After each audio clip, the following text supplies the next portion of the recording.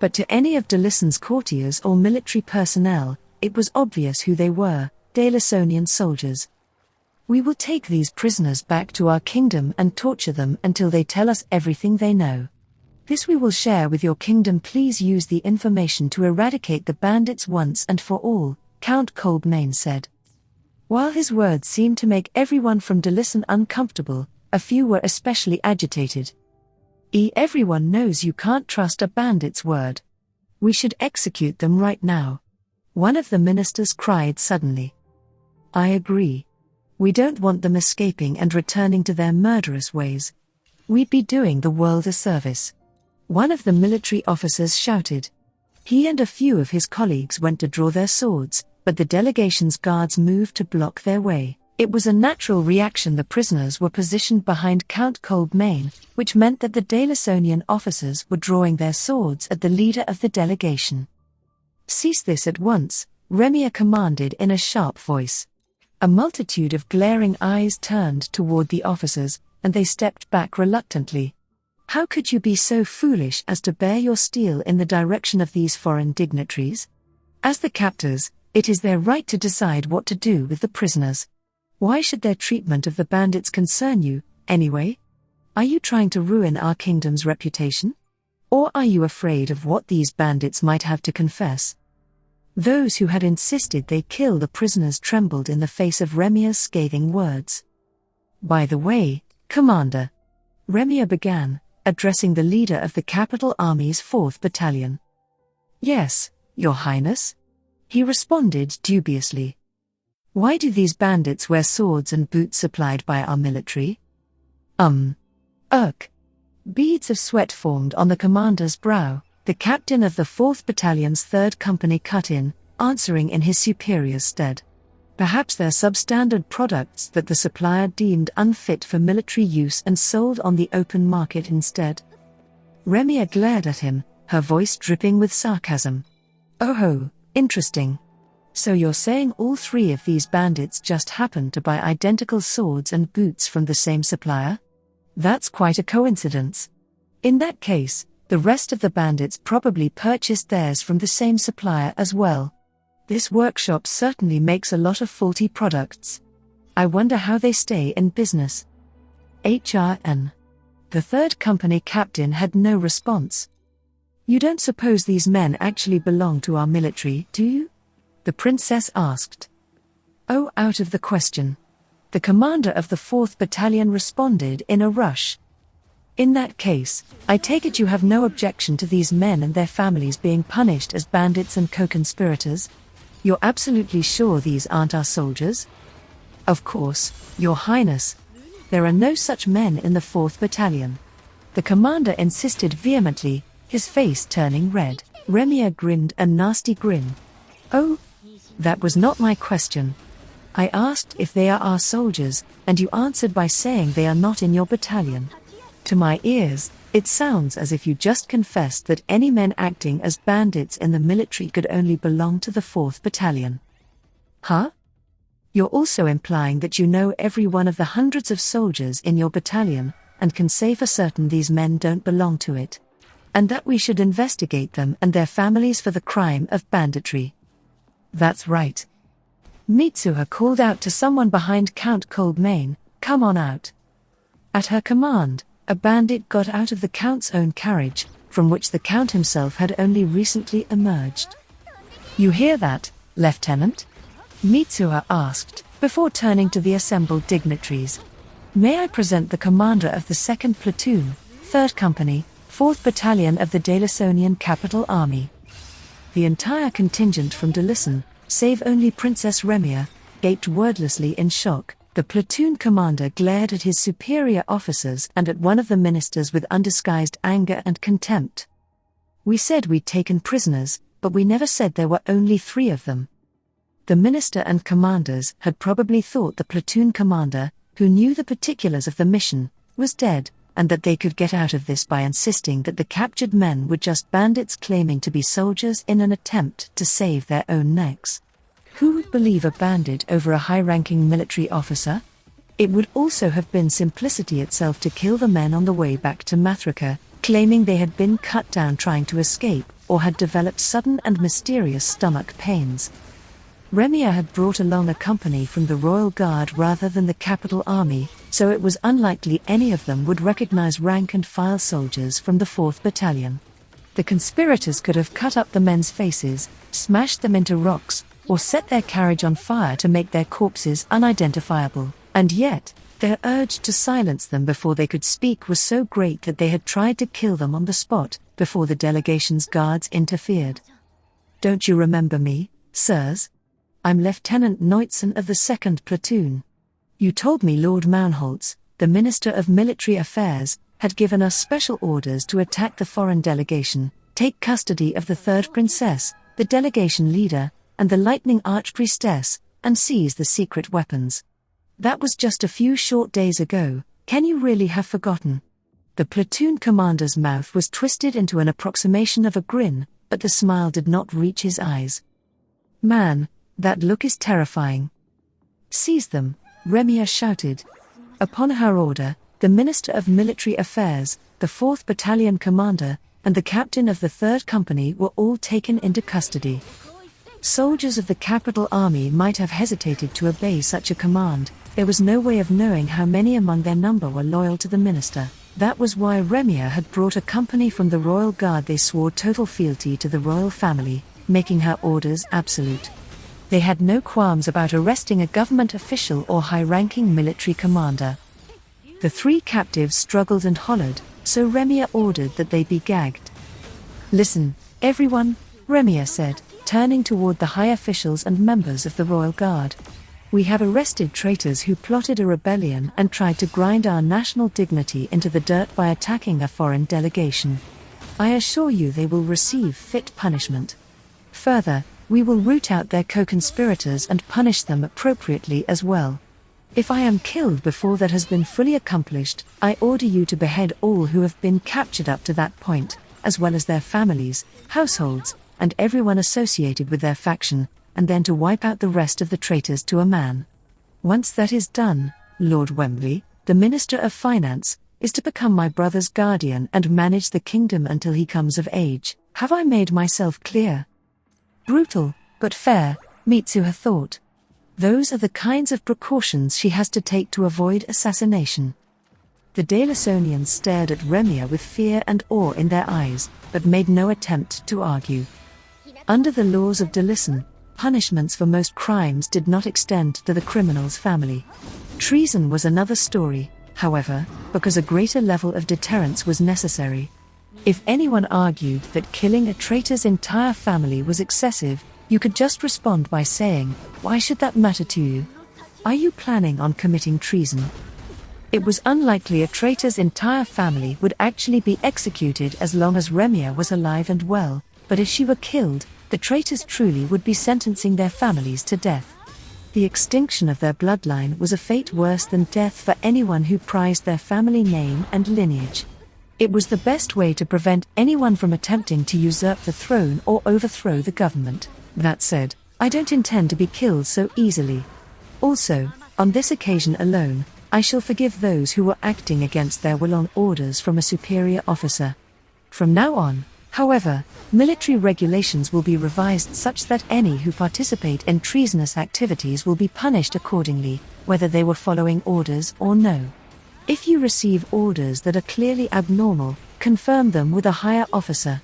Any orders that run counter to the kingdom's best interests should be considered null and void. Remia focused her attention on the officials who had accompanied her. "I assume you have already realized this, but I chose an equal number of people who support me, who are neutral, whose allegiances fall into a grey area, and who openly oppose me to come along on his expedition. I did that partially to prevent those with ill intentions from making a move in my absence, but also because if I had apprehended them in the capital, their allies in the military might have taken action. When we return to Mathrika, we're going to keep it a secret that we arrested these men, then quickly capture the other key figures in the rebel force. I charge them with committing treason by attacking a foreign delegation and trying to drive our kingdom to the brink of destruction, and with rebelling against the royal family. I also suspect they could be in league with a foreign power." We will begin the return journey tomorrow morning. Until then, question the prisoners about their sympathizers and the nature of their schemes. Oh, and take them out of sight and gag them so as not to make our foreign guests uncomfortable. Geez, Remia is wicked. If she hadn't done anything, the Minister of Military Affairs and his co-conspirators would probably have just avoided any more open acts of rebellion and worked in secret to steadily increase their power by winning over the prince and the military.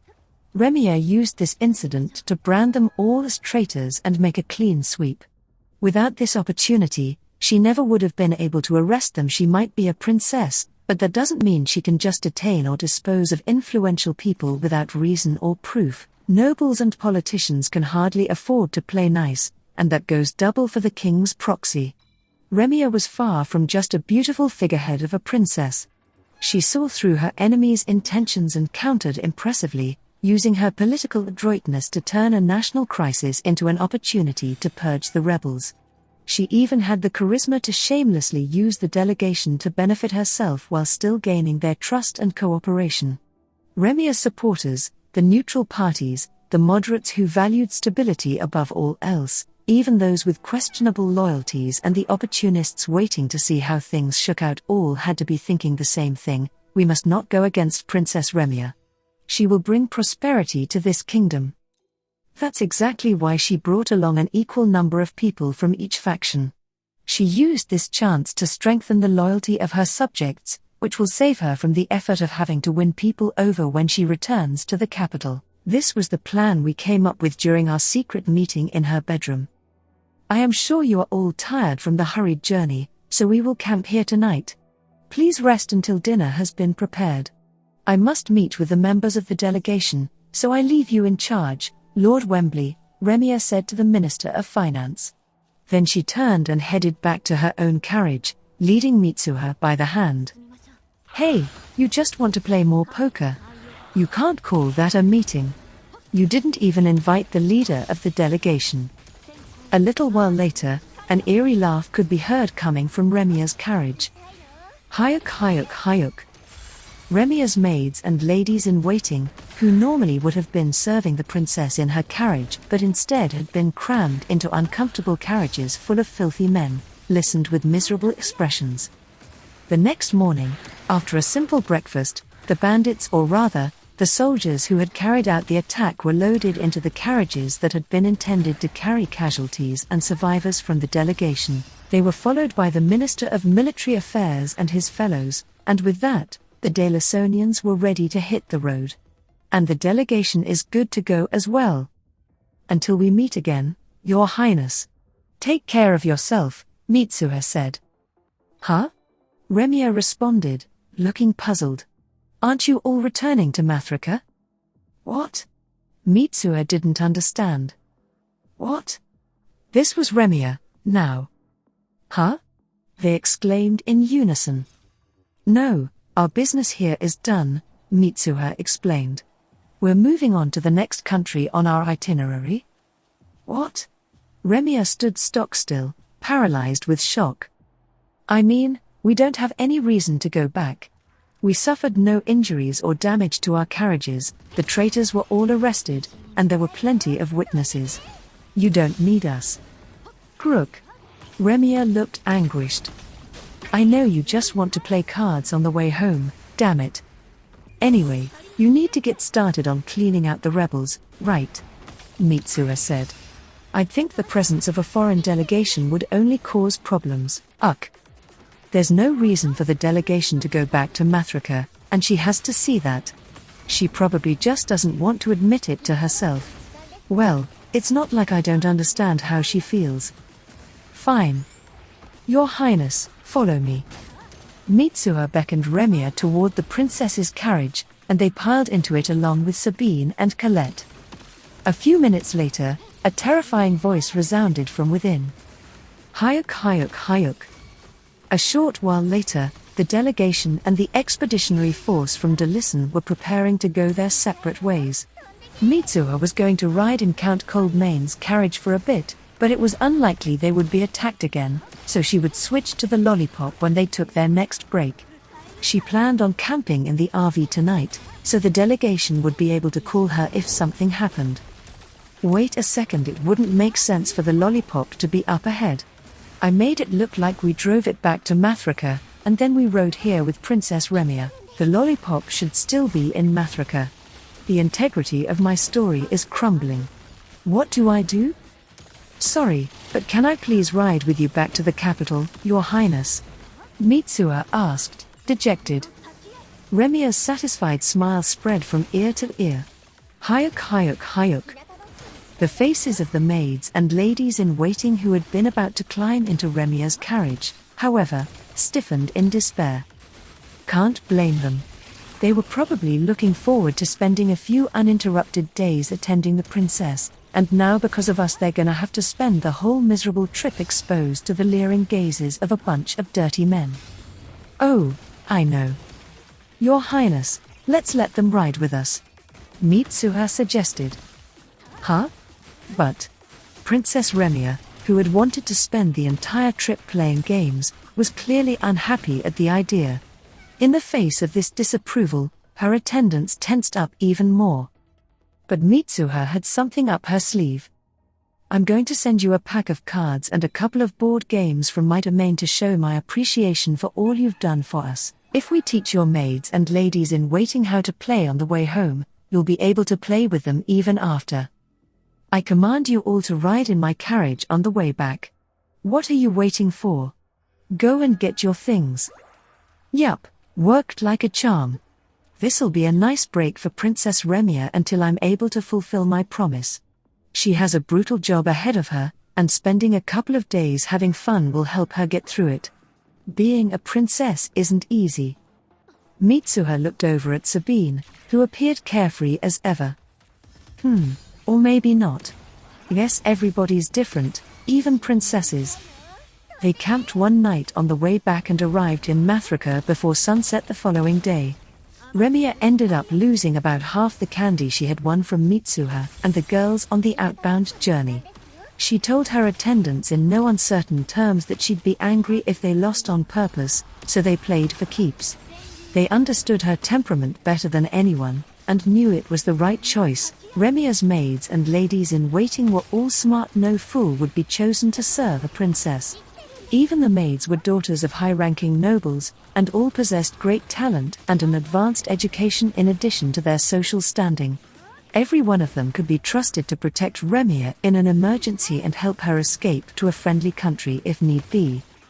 Besides, intelligence wasn't the only factor that determined how good one was at these games. Guts, bluffing, a willingness to play dirty, and luck were important, too. And Remia's attendants had her beat in some of those areas. She's getting frustrated, but winning every time wouldn't be any fun. She should be glad to be blessed with so many worthy opponents. Remia's mood improved as soon as Mitsuha pointed this out. Yes, you're right. I knew she'd catch on quick. Once they reached the royal palace, the prisoners were covertly transferred to the dungeon, and the lieutenant who had led the platoon of bandits was brought to an isolated room to be kept out of sight until the rebels had all been rooted out. They didn't want to tip off anyone who had known about the attack. Next, Remia moved to quickly round up the conspirators whose names they had gotten out of the prisoners on the way back. Knowing it wouldn't take people long to notice that the Minister of Military Affairs and 2 military commanders were nowhere to be seen, she quickly and secretly summoned the royal guard and any officers she could trust implicitly, explained the situation to them, and arrested all the remaining conspirators in one fell swoop. Without their leaders, the rest of the conspirators were helpless. Remia arrested all the rebel officers' soldiers who knowingly took part. Some may have simply been following orders they couldn't refuse, but she could sort that out later. What was important for now was to take all potentially dangerous elements out of circulation. In the end, not all that many people were arrested. The leaders may have wanted to keep their faction small in order to keep more of the spoils for themselves, and these rebels didn't necessarily want to kill Remia or stage an armed uprising. That would turn the nobility, the military, and the majority of the kingdom's citizens against them, making it unlikely they could hold on to power even if they succeeded.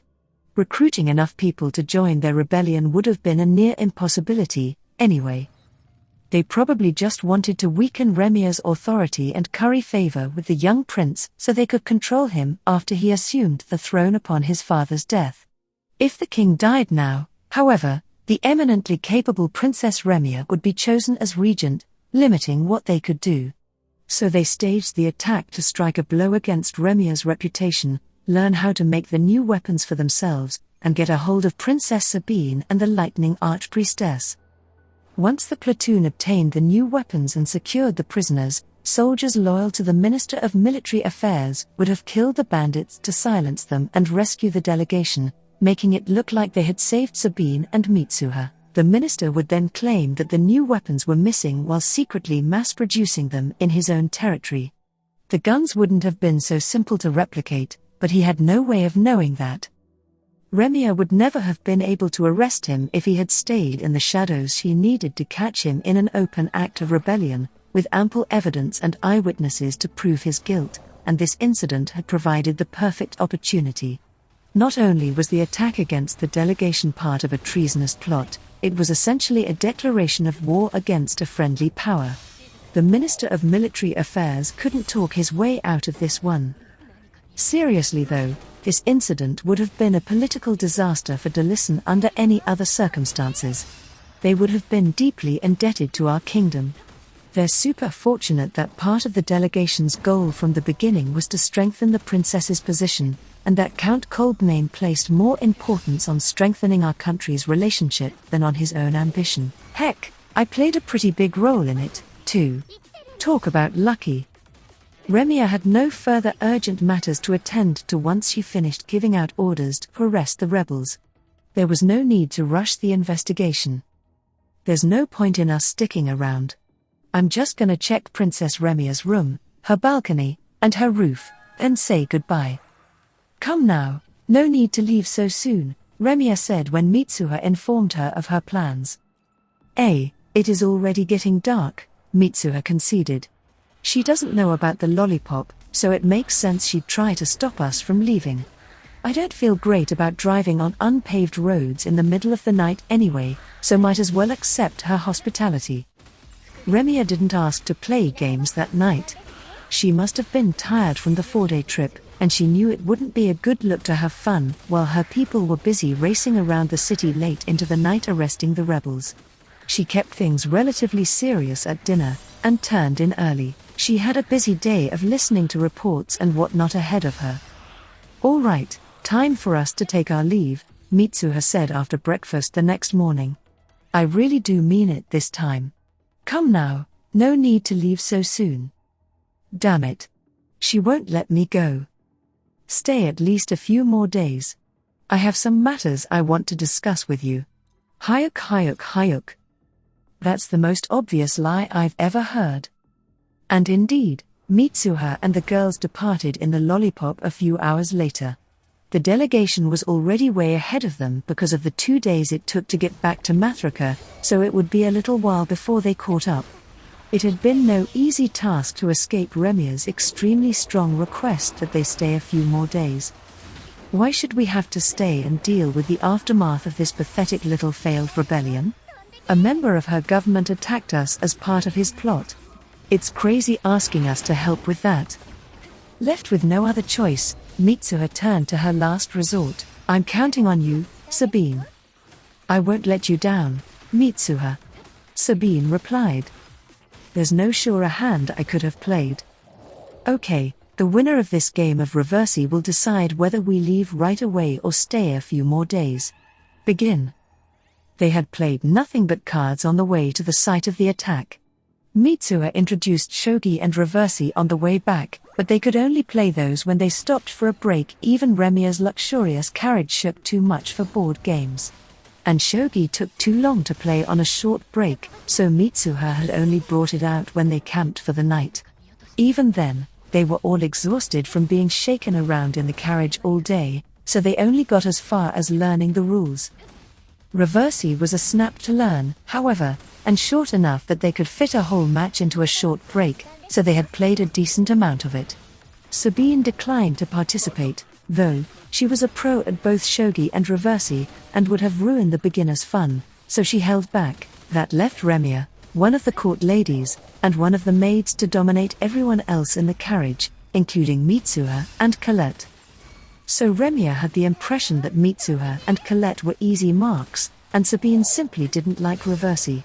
She had agreed to the match immediately when Mitsuha said that the loser would have to do as the winner says, and was surprised when Mitsuha chose Sabine to represent them in such an important moment. By the time the match was over, her face was as white as the board in front of her. "I feel kind of bad for Princess Remia," Sabine said as they made their way down the highway. Says the girl who broke her spirit. But that's the cold and unforgiving nature of competition. I'm sure it was a good lesson for Princess Remia to learn.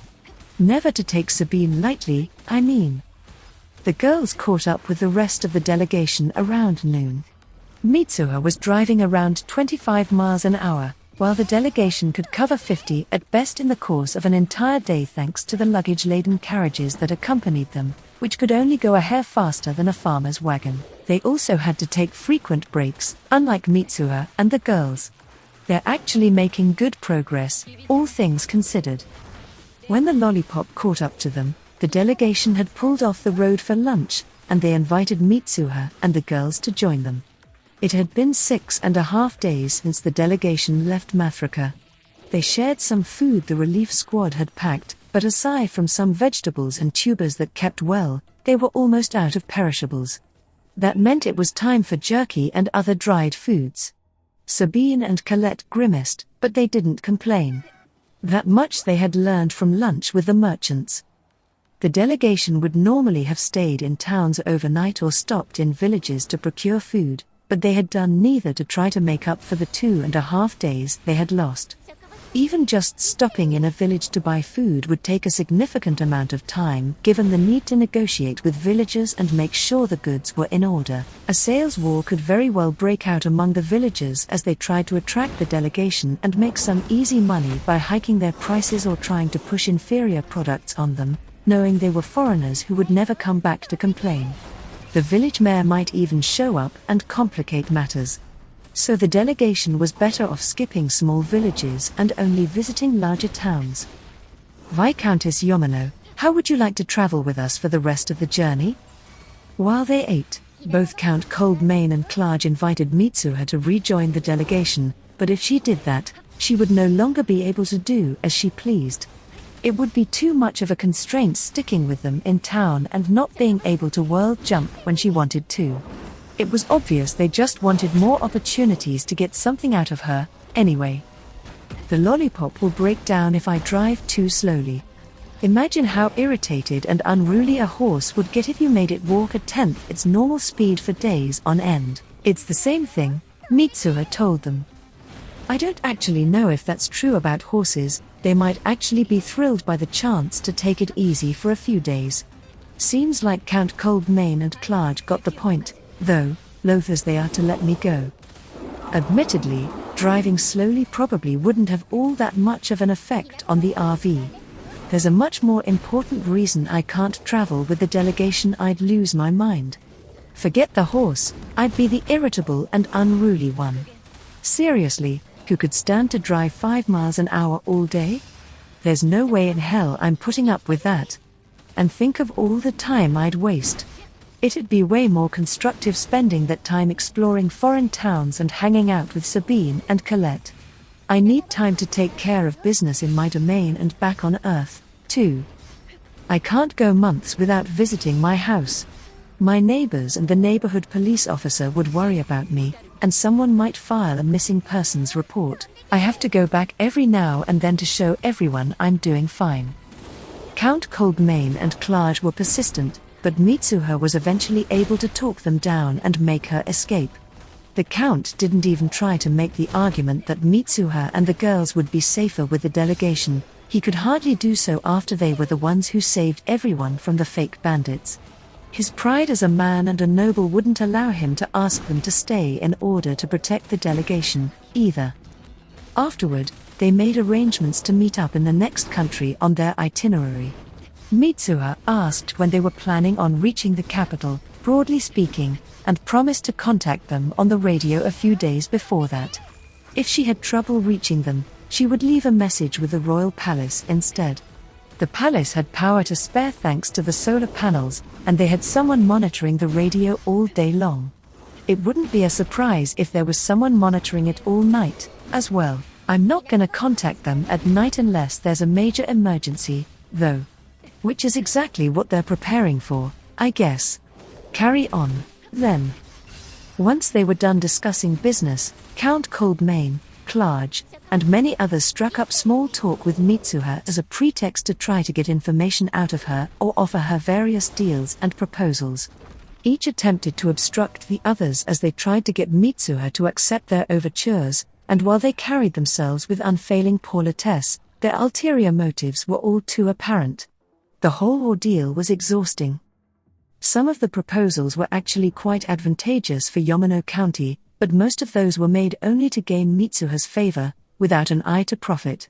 Deals like that would be revoked the moment Mitsuha was gone or the other party no longer benefited from the connection. She wanted nothing to do with people who cozied up to her while she was prospering but would turn their backs when she needed them most. The proposals that genuinely benefited both parties were worth considering, however, and she told all those people that she would get back to them about it later. They wouldn't be able to move forward with anything until the delegation returned home, anyway. Everyone other than Count Coldmain and Clarge, who figured they would get another chance to ride in the same carriage as Mitsuha just as they did when they left Mathrika, was extremely persistent in their efforts to approach her. It wasn't every day you got a chance to speak to the Lightning Archpriestess and Princess Sabine. Count Coldmain was visibly displeased with their behavior, but he couldn't complain. They were all simply working for the benefits of their families, same as he was. But that's got nothing to do with us. After finishing their decidedly unappetizing meal, Mitsuha and the girls departed without taking time to rest and digest. Like I'd be able to relax around these people anyway. All hands on deck. The good ship Lollipop departs now. Chapter 37. W2W2. Mitsuha, Sabine, and Colette arrived at the capital of the next country on their itinerary. Did that feel too fast? That's only because I skipped ahead. We stayed in a few rural towns, but they're all the same, no point in getting into the details. We're not gonna get kidnapped by little girl snatchers or harassed by delinquents everywhere we go. The only people we really need to be careful of are kidnappers, and they're not too likely to risk targeting a group of three. Too much chance of a loud struggle. A kidnapper would only target a girl by herself, which is why I won't let Sabine and Colette out of my sight. Anyway, we reached Saquon, the capital city of Corsos, country number 2. That's all you need to know. When the city came into view in the distance, Mitsuha jumped to empty the sewage tank and remaining drinking water as per the usual, then left the lollipop at her house in Japan and jumped the three of them to Wolf Fang's base. She wanted to take care of her business on Earth while they were a good distance ahead of the delegation, and there was no way she was going to leave Sabine and Colette behind. It was a little dangerous taking them to Earth, but far less so than leaving them in the other world on their own. "We're here," the three girls announced in unison. "So you are." As always, the captain was a little thrown off by their sudden appearance. "I'm teaching Sabine and Colette English as well as Japanese. I realized that only being able to speak Japanese would be a real hindrance if they ever had to take up residence on Earth. Took me long enough to realize that. There might be times they had to rely on the captain, and even if they lived in Japan, only speaking Japanese when they look so obviously Western would come with its own share of problems. I know some people in that situation, and they complain about it all the time. The girls have already learned a fair amount of Japanese for the sake of watching their precious DVDs, so they might as well keep at it. I'll just have to teach them both languages. Sorry for the workload, girls. They're both fast learners, though, and can already speak some broken English. I guess it was a good call giving them all those Disney DVDs. But I had to work my ass off in English class, damn it." Mitsuha had come to the mercenary base this time to hold a meeting with representatives from Earth's countries. It had been a while. Very few of the representatives would actually be the leaders of their respective countries, most would be boots-on-the-ground officials.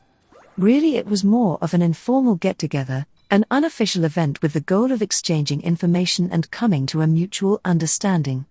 Any promises made would be binding, but no one was going to be signing any treaties. "Is everything ready?" Mitsuha asked. "Yep. The attendees are already at the hotel in town. Nothing suspicious so far, but I hired another mercenary group we're friendly with to help with security just in case. Even if some country decides to send their special forces, we shouldn't have any problem repelling the attack," the captain said confidently.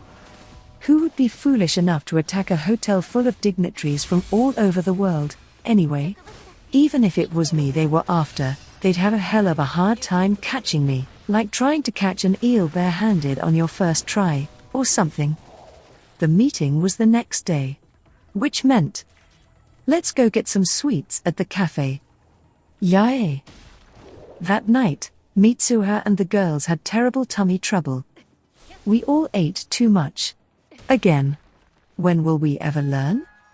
All right, it's time to begin the second World Round Table, W2W2 for short. Mitsuha's declaration was met with a round of applause. I know they're just being polite, but it still feels good. Unlike the last meeting, which had been held on short notice, it seemed like most of the attendees this time around were diplomats and high-level ministers. The captain had drawn up a list for Mitsuha, and she'd made sure to go over it before the meeting. There's a representative here from Japan. A certain country that wanted someone sympathetic to their stance must have leaked the invitation. I have to be careful they don't find out I'm Japanese. We'll start with the right of tribute, Mitsuha continued, once again conning the countries into giving her gifts. The representatives seemed to have learned their lesson from last time, as most brought practical items instead of jewels and other riches. I wouldn't mind getting jewels, actually I can sell them for good money, which is plenty practical. Her first few gifts included a prefabricated boat and a solar panel system. They're on the right track, but I already have those. Well, I might be able to find a use for them. She also received a treadle sewing machine and a piano, and much, much more. The piano's nice, but no one would be able to tune it, let alone play it. The Japanese representative gave her a set that included a Japanese sword, kimono, and traditional doll. Seems like they're assuming the traditional Japanese aesthetic will go over in the other world as well. And you know what? They're probably not wrong. The sword especially. Given the gifts she received, Mitsuha felt she might have been better off with jewels after all, which she could sell to buy what she actually needed. The countries would have found out immediately if she sold them on Earth, though, and selling them in the other world and converting the gold coins would be too much hassle. Plus, losing 3/4 of the gold to the exchange rate would be infuriating. Choosing a winner wasn't easy, but after much thought Mitsuha went with a small country that had reproduced a full set of tools like those used by ancient shipwrights. This country gets it. They remembered what I said last time, considered what I would want the most, then took the time to reproduce historical tools using modern metallurgical techniques. I can use these as a reference to mass-produce more tools in the other world. What an awesome gift. In return, Mitsuha gave them some plants that were used as medicinal herbs and an 8-inch statue made out of an extremely heavy metal. It would be a huge discovery if it turned out to be a new type of metal, but they would have to wait for the results of the analysis. She also gave them a mating pair of horned rabbits and a ticket to visit the other world, in case the plant and statue both turned out to be duds. Naturally, Mitsuha had the representative sign a contract stating that if a new discovery were made the country could use it to produce and sell products, but she would retain the ultimate rights. She wasn't about to let anyone have a monopoly or fleece the rest of the world. The prizes items I chose to give in return are a little more extravagant than last time. The other country's representatives' eyes are bulging out of their heads. Well, try harder next time, fellas. If there is a next time. Anyway, now for the main event. As stated in the letter of invitation, any recording devices including cameras and voice recorders are prohibited, Mitsuha said. Anyone caught breaking this rule will be removed immediately and their country will receive none of the benefits decided upon in the course of this little tete-a-tete. Understood? Did any of you forget? If so, I'll call it an accident and let it pass, so long as you give them up now. No one reacted. Anyone brazen enough to have brought a hidden recording device wouldn't be troubled by such a warning. But after a brief silence, several small objects appeared in midair and clattered onto the table. Mitsuha had jumped while summoning all the recording devices in the room, then returned, placing them a little ahead of their original positions. The representatives who had brought miniature cameras and sound recorders went pale upon seeing their devices land on the table in front of them. There were all kinds of devices, some made to look like a button, a tie clip, or a cufflink, even one wired inside of a pair of glasses. These look fun. I'm gonna take them for myself. You're all out of here. Escort them to the parking lot, Mitsuha commanded. The mercenaries stepped forward and removed the rule breakers. Some left quietly, while others struggled as hard as they could to remain, pointless as it was. Mitsuha wasn't going to start the meeting until they had been removed. I thought you'd realized by now the futility of trying to fool me, Mitsuha said disappointedly. The conference room had gone silent. Everyone was probably imagining the punishment those people would receive when they returned home with nothing to show for their efforts. There's no way I can let anyone record this, though. It would be a problem if pictures of me or clips of my voice made it out of this room. Mitsuha knew there was nothing she could do about facial composites or portraits drawn from memory, but she doubted that would be an issue. It was unlikely any country had sent a sketch artist in place of a diplomat. Someone might have taken a surreptitious photograph of her in town, but that wasn't a reason for concern either. A picture of a seemingly ordinary girl walking the streets wouldn't be newsworthy, and if anyone used it to ask around and try to find her, it wouldn't be long before someone called the police. The countries thought Mitsuha was from another world anyway, and she had made it clear that if anyone obtained and distributed pictures or voice recordings of her, she would treat it as an act of extreme hostility and respond accordingly. No one would be foolish enough to test her on that. I don't think what I just did will prevent pictures entirely. It was just another demonstration of what happens when people break their promises to me. I'm hoping that'll be enough to prevent any pictures of me from going any farther than their intelligence divisions. Let's begin. Does anyone have any questions before we get down to business? Mitsuha asked. A number of representatives put up their hands, and she pointed at one. Who are they? The representative asked. Whoops, I forgot to introduce the people sitting on either side of me. This is Sabine and this is Colette. They're my bodyguards, Mitsuha replied. Bodyguards? The representatives exclaimed in shock. That was clearly not what they had expected her to say about two preteen girls. I'm not gonna just open my big mouth and tell them that one's a princess and the other's an important vassal of mine. That'd be the same as painting big old targets on their backs. I need these people to think that I'm the only person of value here, and that there would be no point in kidnapping them. That's right, Mitsuha said. They'll use their magic to stop the heart of anyone who harms me. Please don't make any sudden movements or reach into your pockets in my vicinity. They may overreact in their desire to protect me. I don't want a rumor starting that anyone who comes near me dies of a heart attack. Everyone in the room recoiled in horror. Well, this way no one'll lay a finger on Sabine and Colette, even when I'm not around. No one would be dumb enough to take my bodyguards hostage in a bid to get at me. Especially not bodyguards who could magic them dead in an instant. Now if they go after anyone, it'll be me. Okay, time to start the meeting for real. Mitsuha hadn't really planned on holding another meeting, but the persistence of the various nations left her little choice. For her part, they had been easy enough to ignore, since the only way they had to contact her was via Wolf-Fang, but they were driving the mercenaries up the wall. The captain said his guys were so busy answering phone calls and emails that they couldn't get any work done, and he begged her to do something about it. This meeting was her solution. I decided to hold this little get-together because you all have been requesting to see me. What is it that you want? Oh, but first, all further attempts to reach me should be sent to my new email address.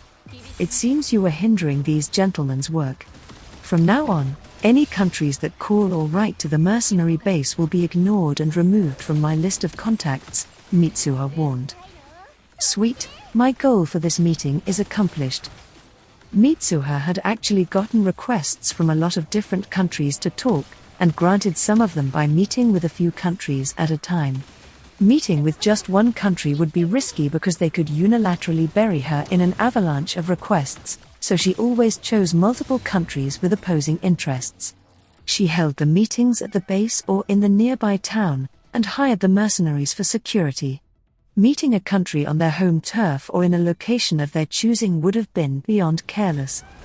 The meetings always went according to plan. The representatives would step on each other's toes with their demands, and Mitsuha would escape without making any promises. They were exhausting, though, and a waste of time, so she stopped after the first few.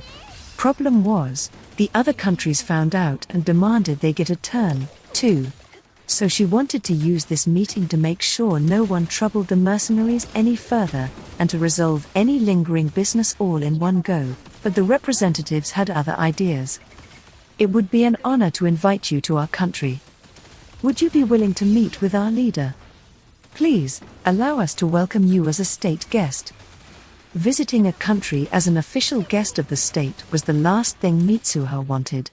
That would involve attending official ceremonies, and it wouldn't be long before pictures taken by the mass media were disseminated throughout the world. Her desire to avoid that was the whole reason she was holding this unofficial meeting and had been so thorough in confiscating the recording devices. Word of the mercenaries' heroic battle in the other world and the dragon remains they brought back had spread across the globe, but the knowledge that a princess from the other world had visited Earth was still a secret known only to the leaders of each country, and Mitsuha wanted it to stay that way. It wouldn't be such a big deal if she became known as Nanaha, a noble from another world, but once people found out she was a Japanese citizen named Mitsuha Yamano, she would have to leave Japan behind. The only escape from being hounded by the media and the government about the other world would be to abandon her house, her friends, and her neighbors, and set herself up in another country. In fact, Mitsuha had a feeling that day wasn't too far off. Information always got out, and even if it didn't, she only had about 10 or 15 years before people started to think it was weird how little she had aged.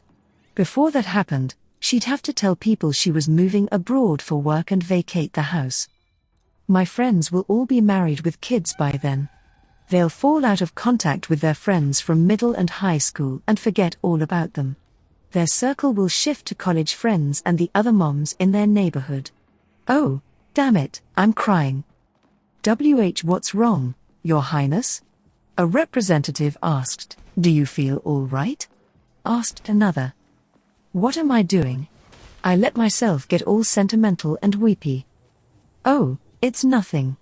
I was just recalling a sad memory, she replied, managing to play it off and move on. The representatives competing to invite her to their countries looked around awkwardly. They probably thought she was recalling something from her homeland. Anyway, I don't want too many people knowing about me. Then I wouldn't be free to go around and enjoy myself. I'm fond of visiting different cities as a regular person. If I became too famous to walk around freely, there wouldn't be any point in coming to this world anymore. Don't worry, Lady Nanaha. We will of course keep your existence a secret. The representatives were panicked, afraid of missing out on the massive benefits they quite rightly thought they could gain from their relationship with her. She now felt there was a pretty good chance they would keep her secret. Otherwise they would lose out completely. They covered a variety of topics thereafter, but Mitsuha made no promises and signed no treaties. She had explained last time that she lacked the authority to make diplomatic decisions on behalf of her country and had refused to act as a mediator or taxi to the other world, so the Earth representatives probably couldn't think of much to ask her for.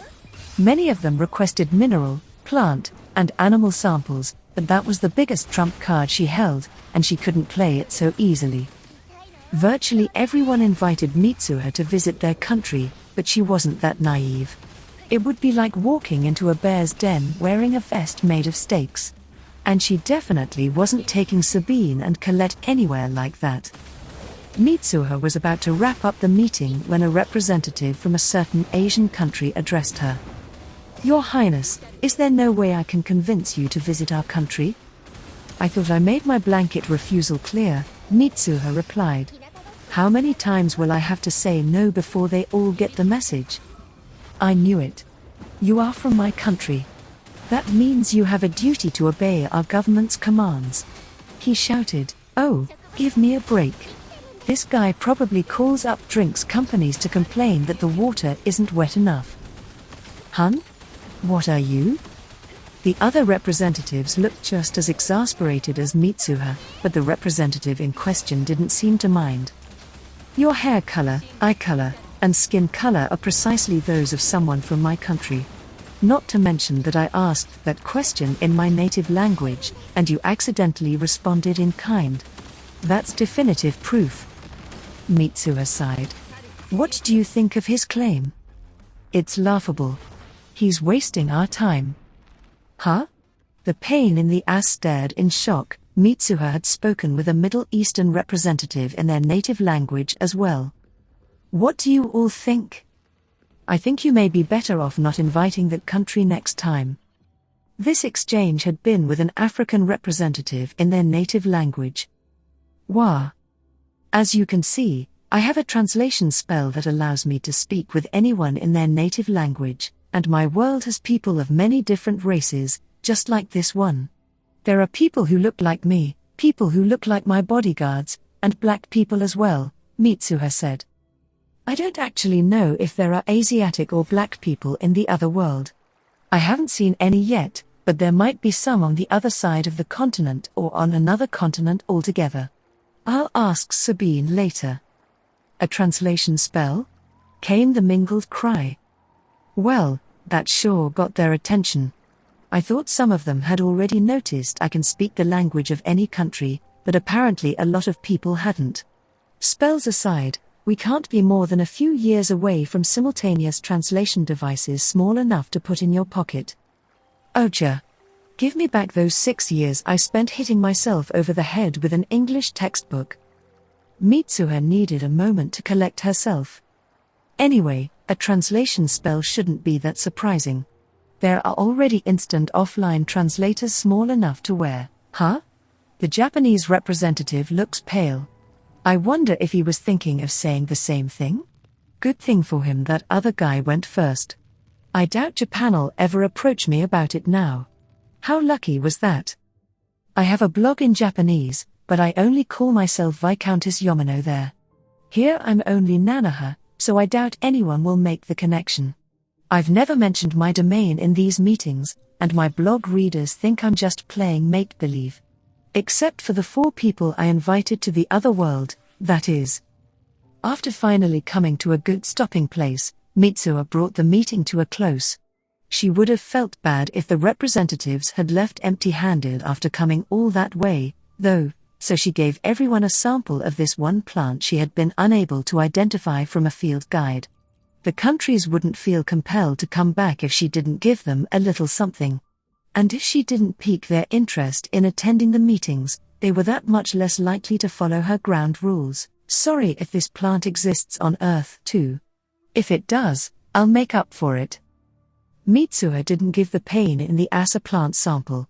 She wasn't going to invite his country next time, either. He went deathly pale when he heard this. He was likely to lose his job when he returned home and gave his report. I'll pray that's all he loses. And so W2W2 came to an end with very little gain for anyone. That night, 3 young girls appeared at a hotel in the town near Wolf-Fang's base. "No, we're not wearing leotards, and we don't have calling cards with a cat on them. This isn't Cat's Heart, Eye." The girls knocked lightly on the door of one of the rooms, and it opened just wide enough for them to slip through before closing again. Naturally, there were Wolf-Fang mercenaries stationed outside the door, at both ends of the hallway, and in front of the elevator. Sorry to keep you waiting. Please, don't apologize. Thank you so much for choosing us.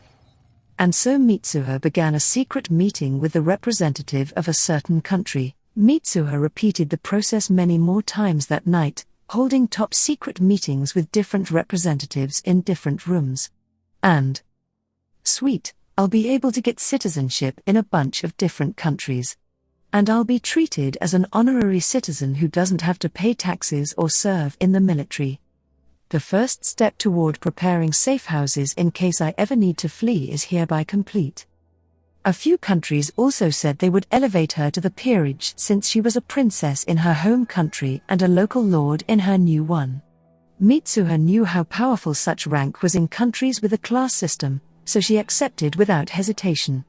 Her plan of setting up refuges in a mix of small and large countries, including the one where Wolfang's base was located, was going smoothly. She planned on creating a number of bases in the other world as well, in case of war or civil unrest. Mitsuha had decided that if Sabine ever needed to flee the kingdom, it would be better for her to go to another country in that world rather than to Earth, hence the plan to create bases there. It didn't seem like that was going to happen anytime soon, and hopefully the need would never arise at all, but it was best to have as many options as possible. After the last secret meeting, Mitsuha and the girls parted ways with the Wolfang mercenaries and jumped back to Japan. The representatives were still in the nearby town, and there were surely spies disguised as attendants and others who had entered the country separately, so Mitsuha's house would be safer and more comfortable than Wolfang's base. It was a little late for a group of 3 children to eat out, so Mitsuha took the girls to a convenience store. She didn't jump right to the store because someone could have seen them, and they were still wearing the clothes they'd put on for the secret meetings. She didn't want to have to explain their outfits to any acquaintances she might run into. Hell, the convenience store employees know me pretty well themselves, so.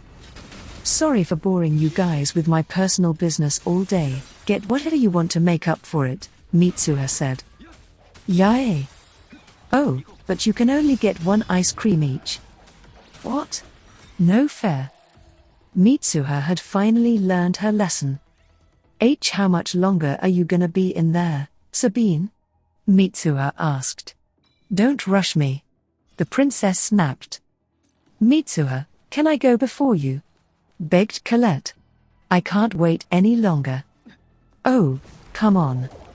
Mitsuha had thought that limiting the amount of ice cream they could buy would prevent another night of suffering, but after binging on enough snacks, sweets, and juice for 10, the result was pretty much the same. And to make matters worse, unlike the department store, the hotel, or Wolfang's base, Mitsuha's house only had 1 bathroom. At least this way I won't gain any weight, Sabine muttered to herself inside the bathroom. Just hurry it up. I'm about to explode out here, Mitsuha shouted. Chapter 38. Corsos. Mitsuha and the girls grabbed their luggage and jumped back to the other world, leaving the lollipop behind in Japan. They could see Saquon, the capital of the Kingdom of Corsos, in the distance. Last time, Mitsuha had jumped to Earth shortly after the city came into view because there was a good chance someone would spot the lollipop if they got any closer. If they switched to going by foot too soon, though, they would have a hard time making it to the city. That was what had happened with that town in the last kingdom. She had to perfectly calibrate the distance such that the lollipop wouldn't be seen and the walk wouldn't be arduous. If ever there was a time to show off my elite problem-solving skills, it's now. Mitsuha, how much longer is this going to take? Sabine whined. We're almost there. I misjudged the distance. Again.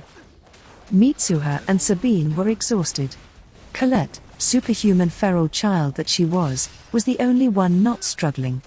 Mitsuha, since we don't have the lollipop anymore, can't you just jump us somewhere within sight where there aren't any people around? She asked, sounding confused. Mitsuha and Sabine exclaimed together. Mitsuha had told the 2 of them that her world jumping placed absolutely no burden on her body, and that she had only ever said it did to save herself from political pressure. There was no way the girls would have let her jump around willy-nilly otherwise. She also told them a little about the particulars of her world jumping ability, including that she could jump anywhere she had been or seen before. She'd done it plenty of times during this trip to avoid other carriages, lollipop and all. Why, Mitsuha, why? Sabine cried.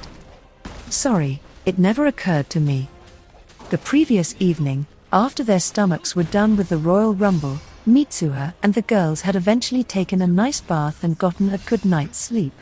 So today, feeling refreshed, they finally arrived at Saquon, capital of Corsos. Well, it doesn't feel quite right to say we arrived today when we'd already been in sight of the city before I jumped us to Earth, but whatever. We'd been way ahead of the delegation at that point, but the time we spent on Earth should have allowed them to close the gap a fair amount. Damn it, that reminds me. I need to call them. Change of plans. We're going to Yamano County for a few. Mitsuha announced. Seriously? Mitsuha jumped to Yamano County with the girls, and this time it was the 4-year-old Leah who spotted them first. No, she's 5 now. I keep forgetting that. Welcome back, my lady. Leah managed a proper greeting once she calmed down from the initial shock, then scurried off to tell everyone of Mitsuha's arrival. She's so precious. While the maids hurried to make tea, Mitsuha went to her office with the girls, changed the radio's frequency to the one she used for the royal palace, and pushed the PTT switch. Checkmate King 1, Checkmate King 1, this is White Rook, over. The person waiting by the radio in the royal palace raced off to summon the king. When he arrived, Mitsuha informed him they had arrived in the capital of Corsos, and left a message to be passed on to the delegation. She would have to come back tomorrow to confirm their estimated time of arrival. After she was done, Mitsuha let Sabine speak to her father for a bit. No matter how together Sabine was for her age, she was still a 10-year-old girl. Father, I formed a close friendship with Princess Remia. As per our contract, that gives me 10 points. I'm spending those to reject the study friend and playmate we discussed. I have no interest in spending time with that duke's spoiled son or that marquis's selfish daughter. I don't know what just happened, but that was scary. Later on, Mitsuha put out tea and sweets so that Sabine and Colette could have a social with the Yamano Munchkin maids. I say social, but they just played like normal kids. Meanwhile, Mitsuha used the time to meet with Anton, Willem, and Miriam, checking on things in the domain and giving directives for her continued absence. Mitsuha planned on returning to Saquon after a slightly late lunch at her residence. They still needed to find lodging, and they'd learned last time that there was no guarantee that would go smoothly. Plus, if they waited too long, all the best inns might fill up, and they needed a safe place to stay. Right then, let's head back, Mitsuha said. Oh, okay. Colette responded reluctantly. Sure. Sabine, on the other hand, seemed unbothered.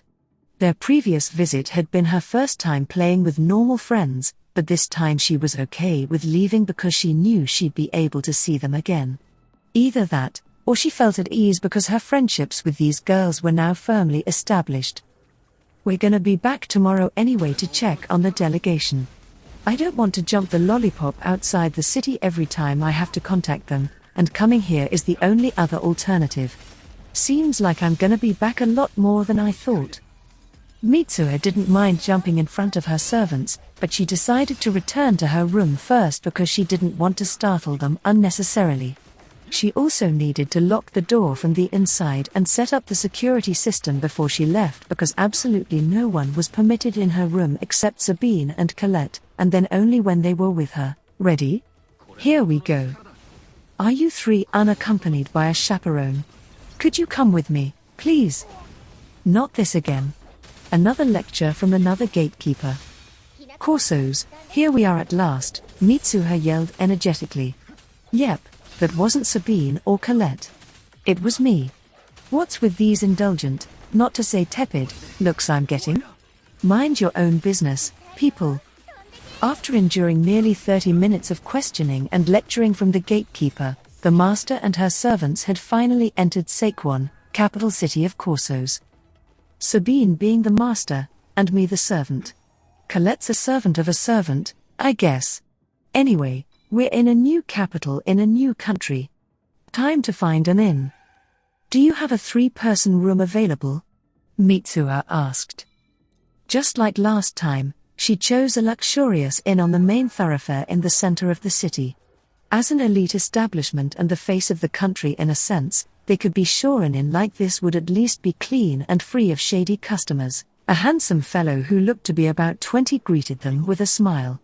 Yes, that's no problem at all. Will anyone else be joining you? Awesome. He's not belittling us because we're children, like the guy at the first inn in Mathrika did.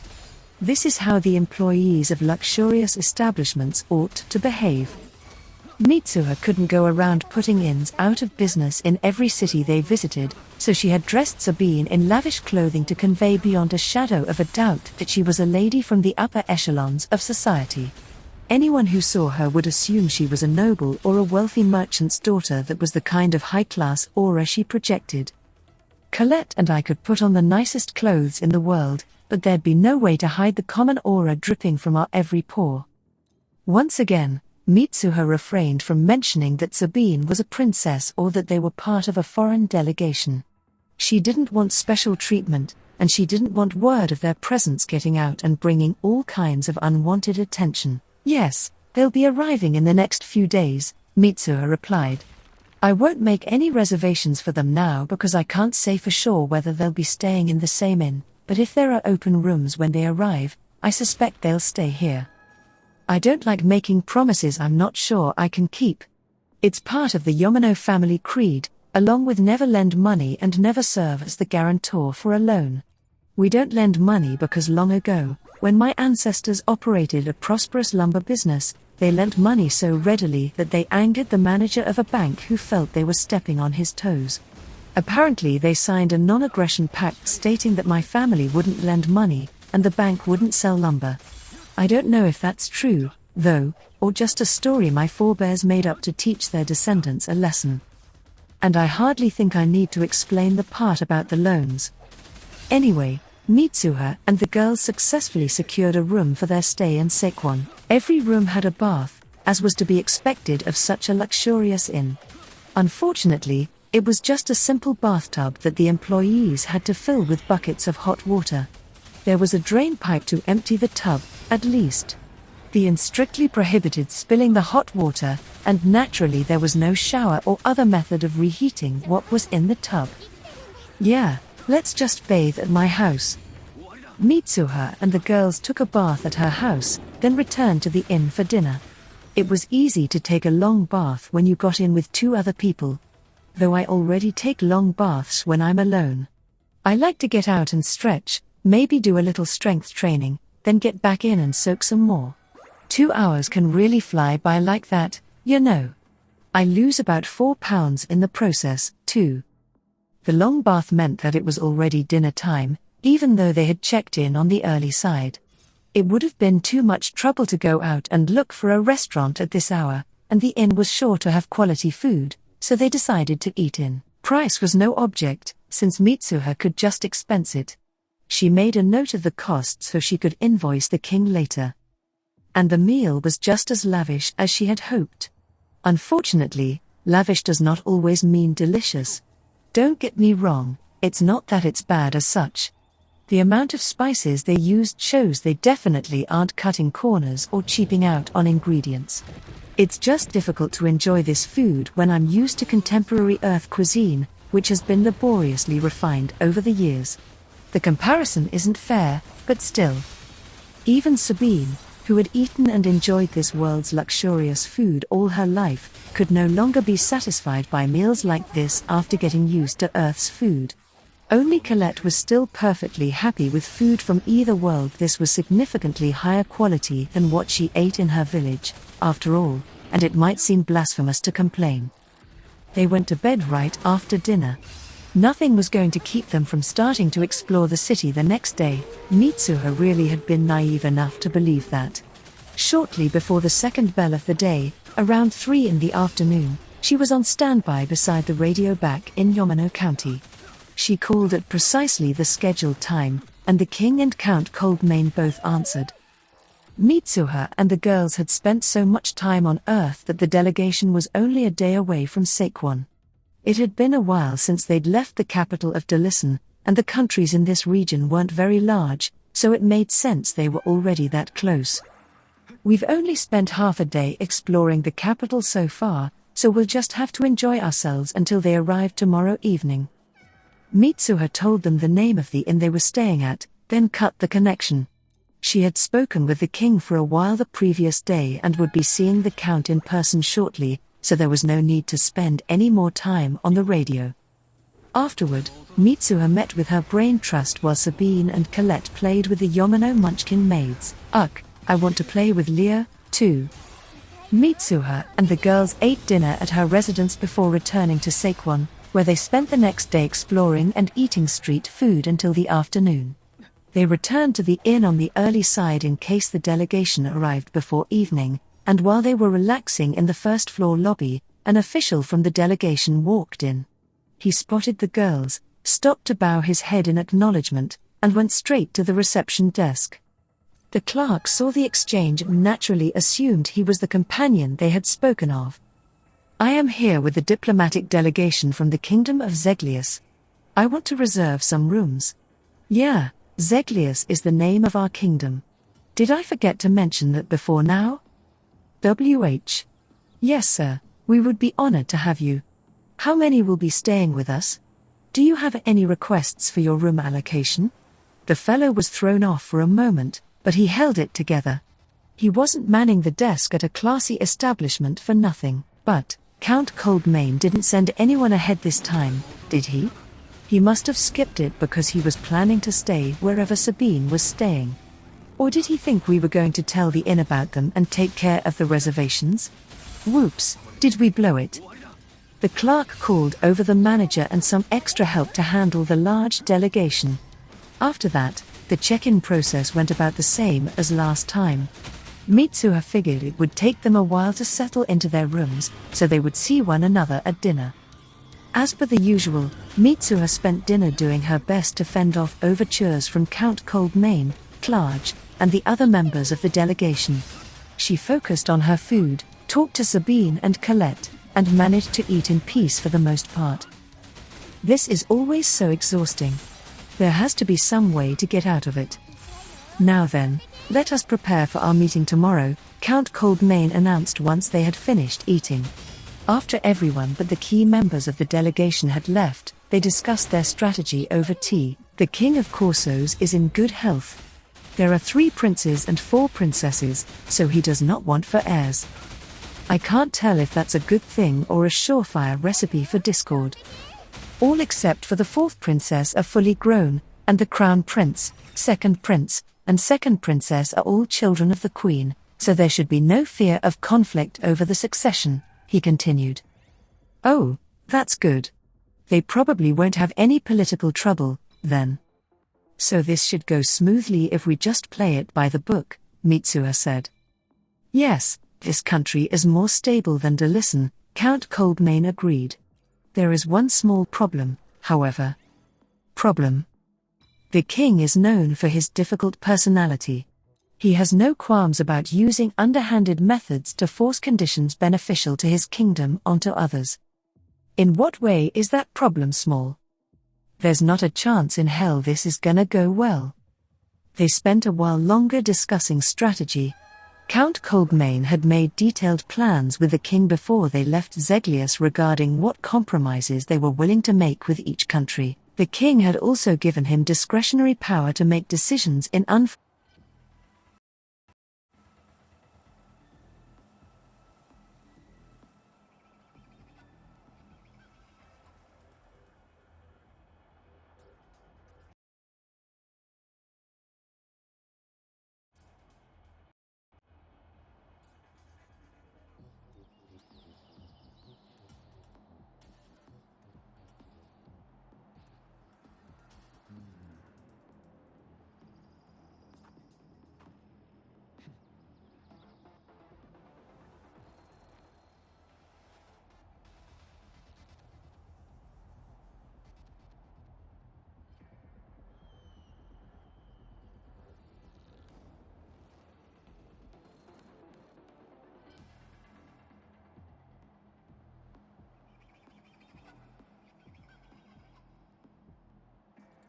unforeseen circumstances.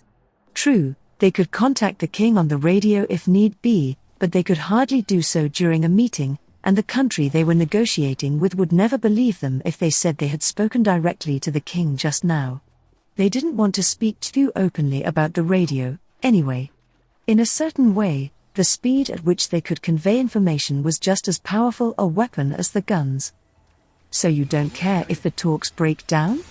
Mitsuha asked. "That's right. There's no way we'd be able to effectively coordinate with multiple countries if we let anyone think they can bully us into giving them what they want. The treaty won't work if we give one country favorable treatment. Besides, our only mission is to lay the groundwork for the treaty before the official talks take place. It's not our job to win the king's cooperation. If he refuses to listen to us, we'll just leave." The king and his advisors aren't fools. Once they realize that forceful methods will not only be ineffective but also bring harm to their country, they'll be ready to talk by the time the next delegation arrives to get the treaty signed. I see. They decided that if the king came out swinging, they would respond in kind. Thank you very much for agreeing to host this meeting. It was just after noon the next day. The delegation had given their formal greetings to the king in the throne room, and now both parties had moved to a conference room to begin talks. Count Kolbmane opened by explaining the purpose of this delegation's visit and detailing the current situation. As such, we were dispatched to explain the situation in advance of the official treaty talks, Count Kolbmane finished.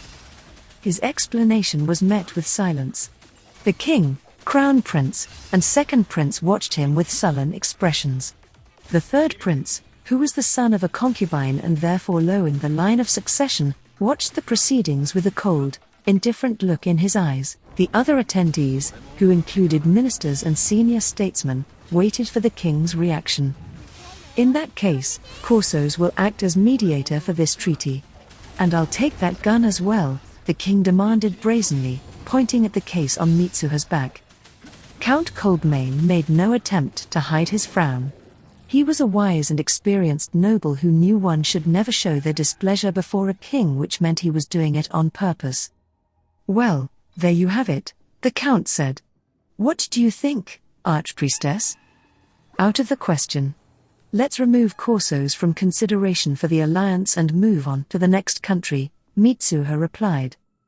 "Right, understood. Thank you very much for this chance to speak with you, Your Majesty.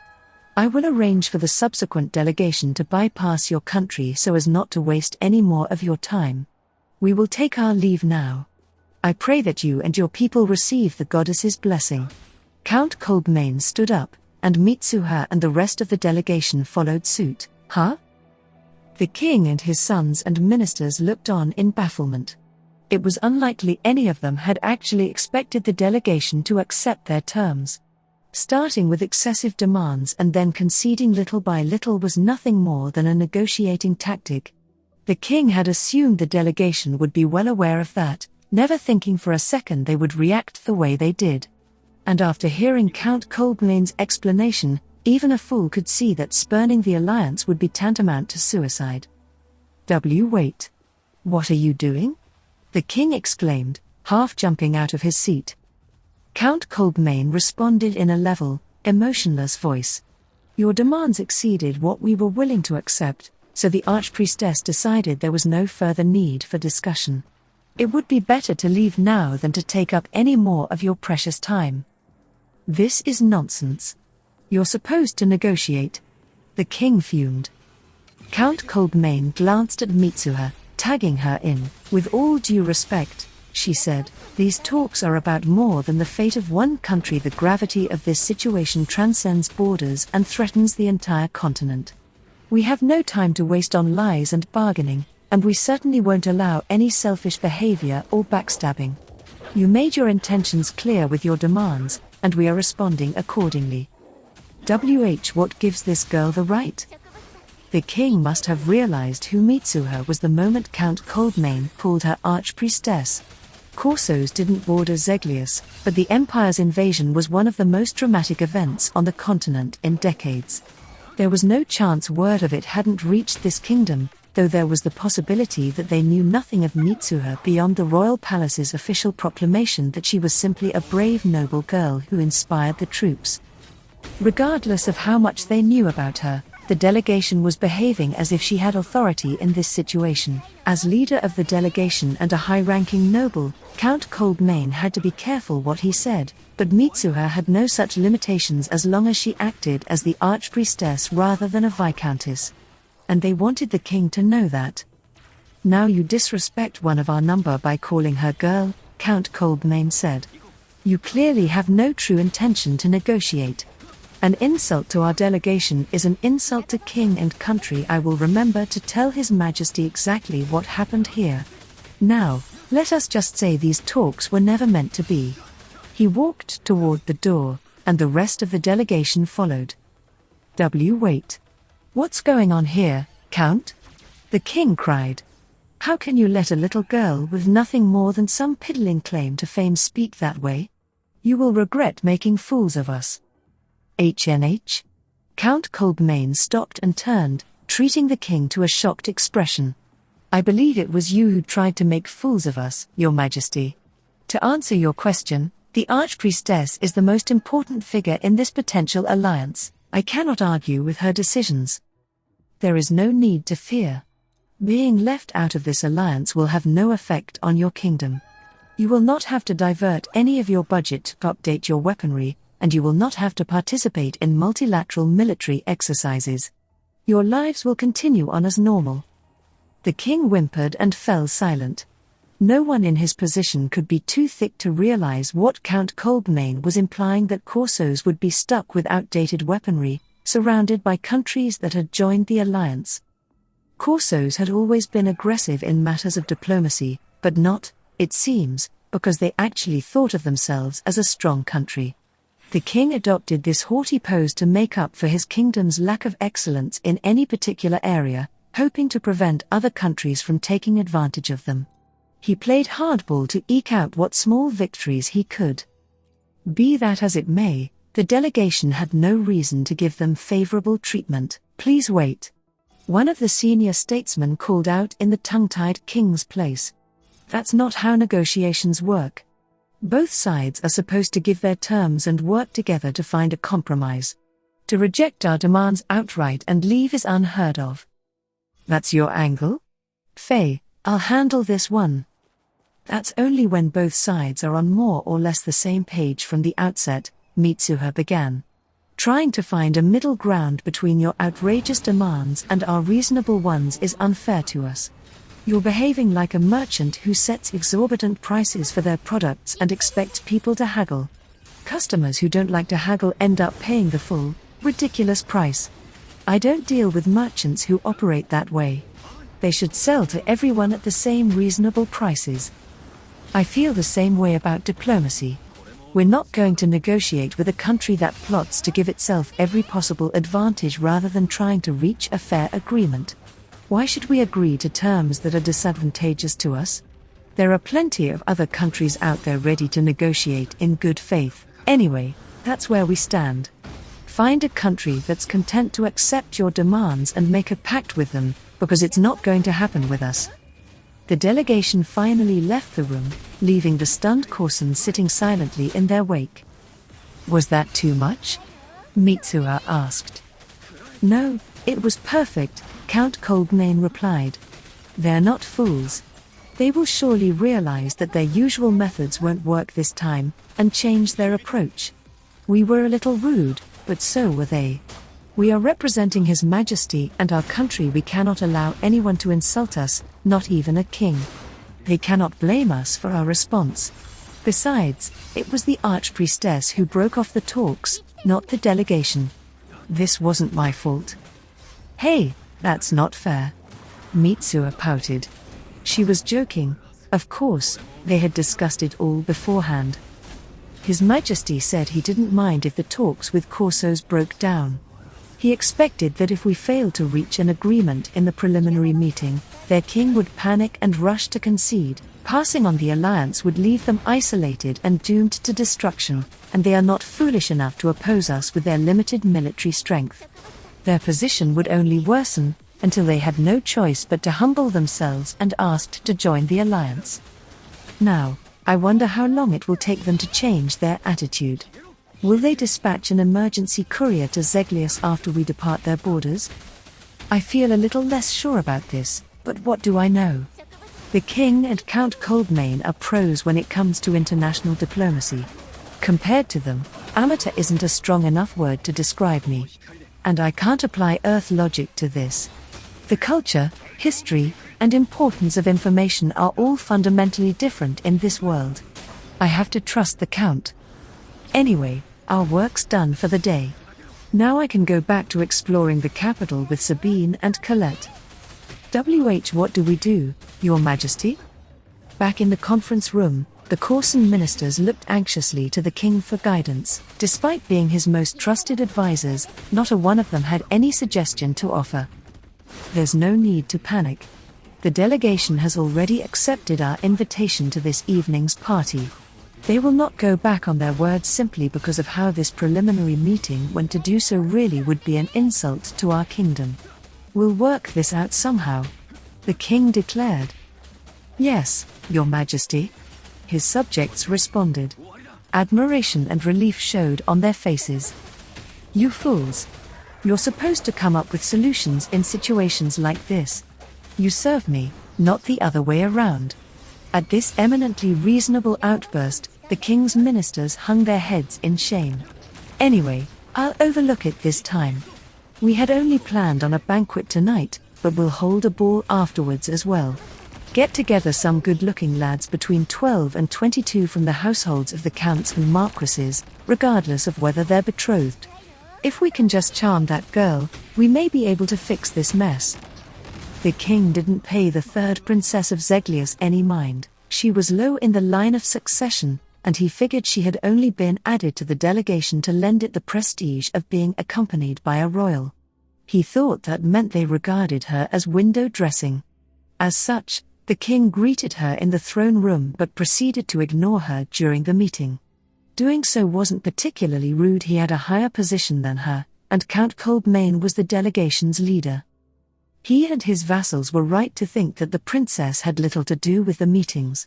But they couldn't have known her tremendous influence over the lightning archpriestess. Huh? I'm not going to any stuffy parties, Mitsuha said. Hasta la vista, baby, Sabine added. Man, Sabine's getting good at these movie quotes. Mitsuha had been teaching Colette a few as well, but she'd have to wait to bust hers out. You're joking. Count Coldmane looked shocked. The invitation specified the members of the delegation, right? Which we're not, Mitsuha explained. They may take our lives, but they'll never take our freedom, Sabine proclaimed. One is enough, Sabine. Anyway, I have a bad feeling about the party. Don't you? Count Coldmane smiled bitterly. He must have been thinking the same thing. They went through a lot of trouble to prepare this party for us, though. We can't very well ignore it altogether. Man, he's a nicer person than I am. But he should be nice to me, not them. They're the enemy. All right, I'll call the king. Count Coldmane is giving me up to Corsos, so I may very well be staying H. Don't you dare. The count interrupted, a blood vessel bulging in his forehead. Thank you very much for your invitation, Count Coldmane said. It's our pleasure. Please, enjoy yourselves. The Prime Minister of Corsos responded formally. The banquet had supposedly been planned so that the members of the delegation could relax and speak candidly with Corsos's bureaucrats in an informal setting, no royalty present. It was supposed to be a small, quiet event. Yet there were far more attendees from Corsos than advertised, many of whom were good-looking young men definitely not old enough to be bureaucrats. And for some reason, the king, first prince, and second prince were seated at the head of the table. Count Coldmane sighed. I knew it. This is exactly what the archpriestess and I predicted. The Corson attendees craned their necks, searching among their foreign guests with puzzled expressions. Eventually, one of them addressed Count Coldmane. Is the archpriestess? She is out sightseeing with Princess Sabine, the count replied. Huh? The man didn't seem to understand. Even though she was invited to our soiree? The Count put on a puzzled expression of his own. The invitation was extended to the members of the delegation, correct? This only included the official members of the delegation, of course, not the maids and guards and so forth. Yes, my point exactly. So the Archpriestess should be here, too, Count Coldmain smirked. Everything was going according to plan. I assure you, everyone from the delegation is here. The Archpriestess and Princess Sabine are simply accompanying us on this journey. Huh? What? No. The Corsons' plan had been utterly foiled. The king and his sons had apparently overheard this conversation as well, and they looked none too pleased. This was their all-or-nothing plan to win over the Archpriestess and get Zeglius back to the negotiating table. Anyone would be upset in their shoes. Count Coldmain couldn't help but feel a little bad for them. Let's head out, Mitsuha said. Yay! Sabine and Colette cheered. The clerk and the other guests in the lobby smiled as they watched the three girls throw their arms in the air with glee. Totally ignorant of the fact that one was a princess and another was a viscountess, the guests likely assumed the girls had been left behind by their parents and were trying to kill time.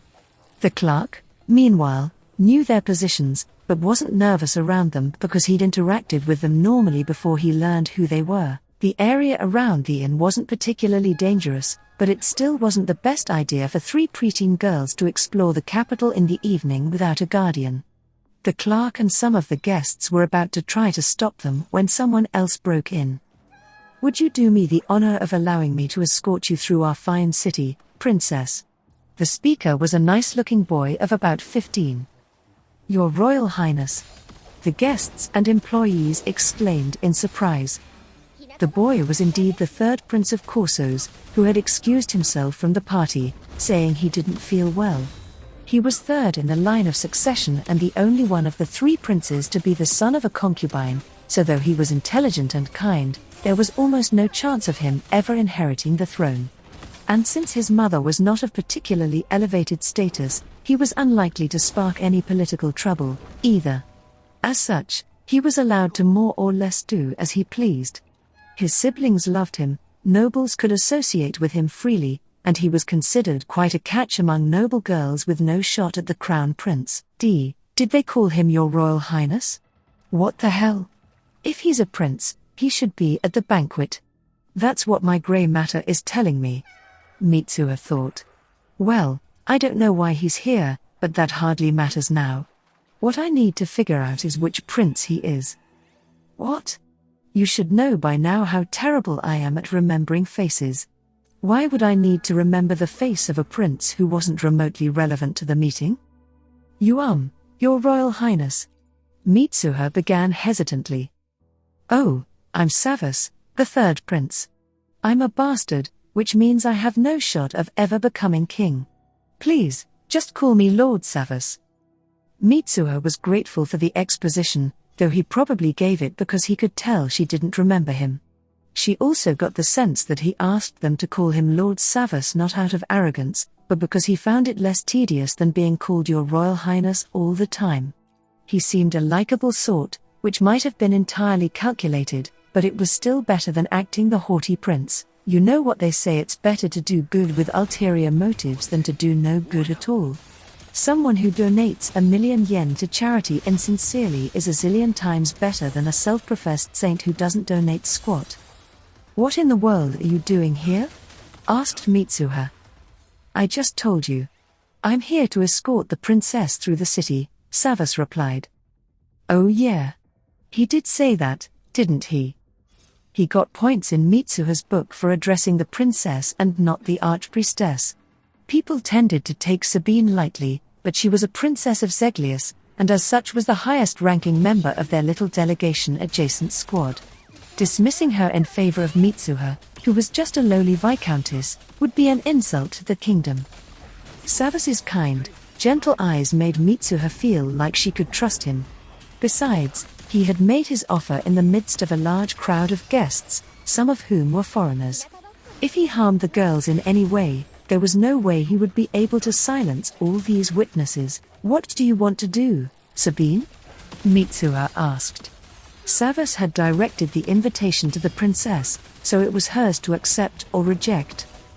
"That would be wonderful, Lord Savas," Sabine said with a curtsy and a smile. "Man, you wouldn't know it from her usual crude behavior, but she can really bring it when she needs to. She's smart and well educated, and she can play the perfect princess when the mood strikes. Well, I guess I shouldn't say play. She is a princess, hard as that is to remember sometimes." Savas led the girls out into the city streets. Surprisingly, he knew a lot of great little hole-in-the-wall spots. He took them to a delicious restaurant, for commoners, not nobles, an archery range where children could play at target practice, a candy shop, a trendy sundries store, a souvenir shop, and more. How does he know these places? It's not like a prince to mingle with the common folk. Did he do some research for our sake, or does he actually frequent them? Hey, if it isn't savvy. Wow, look at you with 3 cute girls in tow. I see, he's clearly a regular. Thank you for showing us such a good time, Mitsuha said. Sabine curtsied again, and Colette bowed her head. Savas had been just as much a gentleman to Colette as to the others, so while she was timid around him at first, she grew steadily more comfortable and ended up having a lot of fun. Oh, fine. This all might have been part of some scheme to win us over, but it worked. We had a great time. Guess I should give him something by way of thanks. He showed us real sincerity, and we needed to find common ground with the Corsons anyway. It doesn't matter to me who gets the credit, so it might as well be this clever, interesting prince. But giving it to him straight would be boring, so let's make a game of this. Today was a lot of fun, so I want to give you a gift as thanks. You can choose one of 3 options. First, our promise that the delegation for the official treaty talks will come to Corsos. Second, a demonstration of the new weapons in our possession. Or third, permission to kiss our hands. Mwahaha, he has no choice but to shame 3 pretty girls. I wanna see him squirm. Why, that's not even a question. I will kiss your hands, Savas said. How? He didn't even have to think about it. And he picked the one he definitely should not have as a prince. Having her hand kissed didn't seem to bother Sabine at all.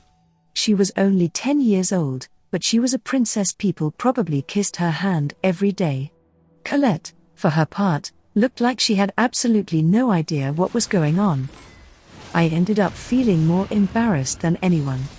Damn it, that really backfired. I've decided to perform a riflery demonstration tomorrow, Mitsuha said.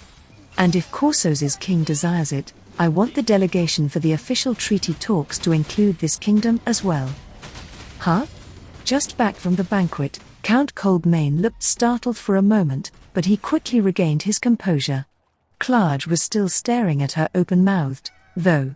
The difference in their experience is obvious. Make sure to work on yourself so you become a refined older man, too, Clarge. Where is this coming from? Count Coldmain asked. It made sense. He was surprised. All of Corsos' leaders had been at the banquet. It turns out not all of their people are idiots.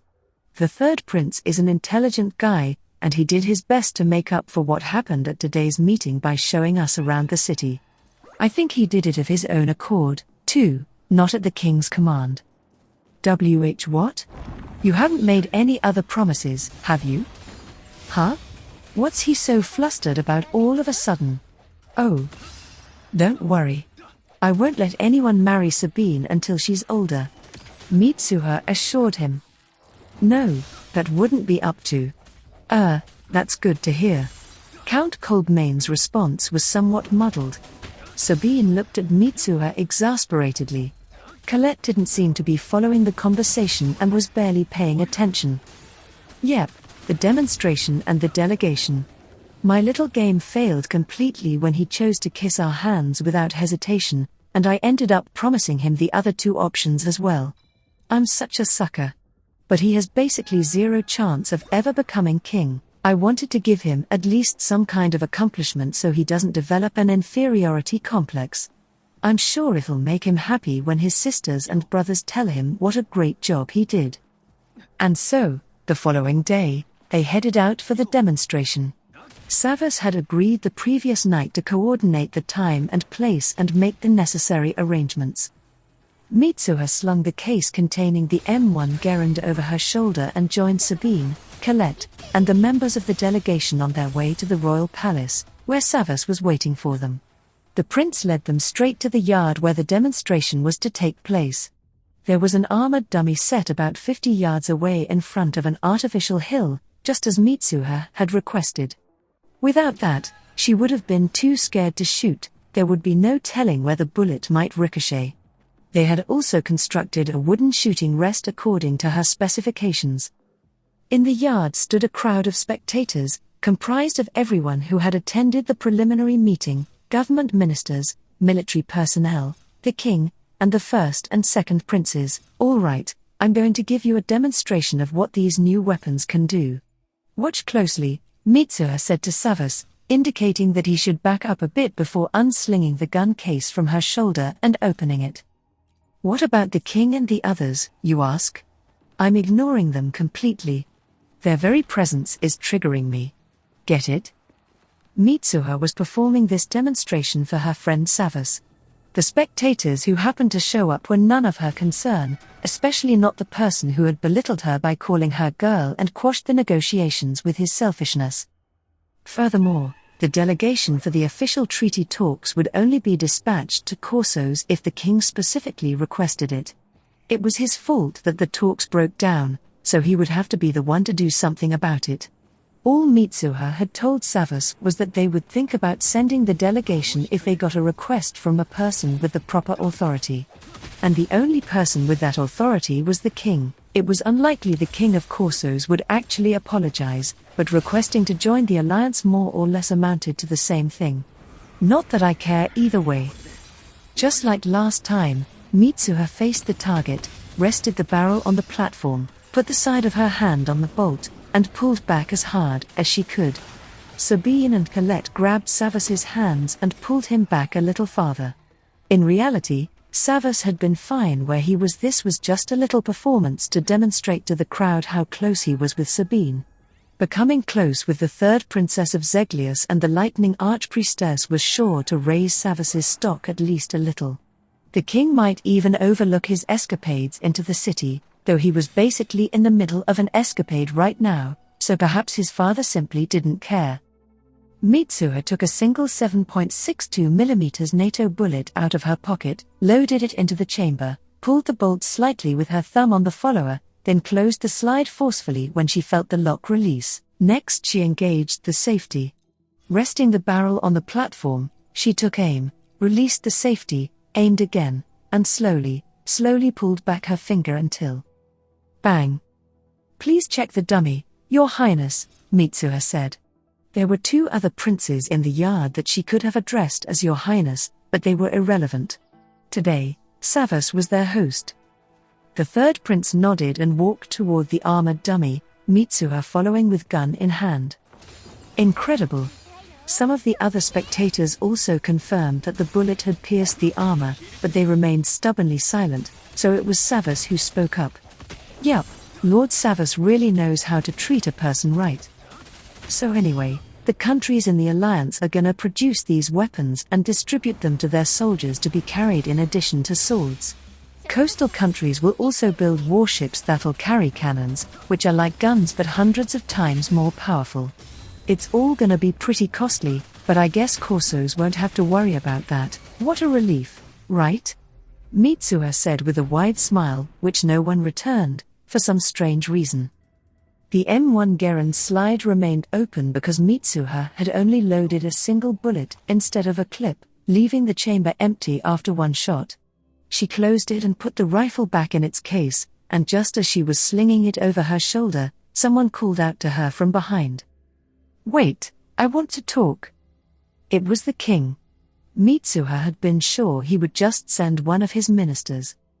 I have nothing to say to you, Mitsuha responded curtly. Huh?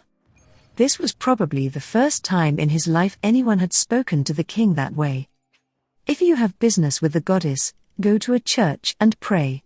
If you have business with me, find a mediator. You are no longer welcome to speak to me directly. Wah! The princes, ministers, and even Savas were just as dumbfounded as the king. The tension was palpable. I doubt they're gonna strike me down on the spot. And if they do attack, I can just jump away. Count Coldmane would hopefully distract them from my disappearance by yelling, "How dare you try to harm the lightning archpriestess?" Or some such. The king's unlikely to go that far, though. Mitsuha and Count Coldmane had of course discussed beforehand how they would present her role to Corsos. She was separate from the delegation, and her status as a messenger of the goddess meant they had no authority over her. This in turn meant that the delegation could not take responsibility for her actions, no matter how hard a line she took with the king. The Count could use this to demonstrate that taking a hard line with Zeglius would only worsen Corsos's position. I opposed this plan, just so you know. It seemed a little too risky to me, but I couldn't do anything about it once Count Coldmane made his decision. I may not have to obey the delegation, but the king told me that when it comes to the negotiations, I can't ignore the Count's decisions. Mitsuha turned to the king of Corsos and pointed at Count Coldmane. That should be enough for him to figure out what to do. Thank you very much for everything, Prince Savas. Until we meet again. Mitsuha and the girls walked off at a steady pace. No one moved to stop them. "Ah, it's finally over," Mitsuha exclaimed back at the inn, giving into a full-body stretch. "You went way too far, Mitsuha. I thought I was going to faint." Sabine chided her. She looked upset. "Your father said he doesn't care if talks with Corsos fall apart, remember?" Mitsuha replied. "And Corsos's king would have to be insane to harm a foreign delegation and their companions, especially when those companions are a princess of the realm and the lightning archpriestess. He'd be dooming his kingdom to destruction. And I'm saying, I thought you were going to make him so angry that he went insane and attacked us anyway. Royals don't just allow people to insult them in public like that. Especially not kings. I'm impressed he kept it together," Sabine said knowingly. "Huh? But Count Coldmane. I think that he truly intended to anger the king, and figured you could just jump us to safety. I don't know if he was trying to bait the king into attacking a messenger of the goddess in front of a crowd of witnesses, or if he planned to throw himself in front of you to shield you from harm, but either outcome would have been very advantageous for us. And assuming I'm right, I think he's figured out that you can use traversal without harm to yourself. When the delegation was attacked in Delisson, we made it to the capital and back way too quickly to have traveled by normal means." "Huh. You're so naive, Mitsuha. That's why you need me by your side always. So let me get this straight. Count Coldmane tried to get me attacked and he knows my secret? You've got to be kidding me." Bonus chapter. Let's eat seafood. Mitsuha decided to do some work on her harbor.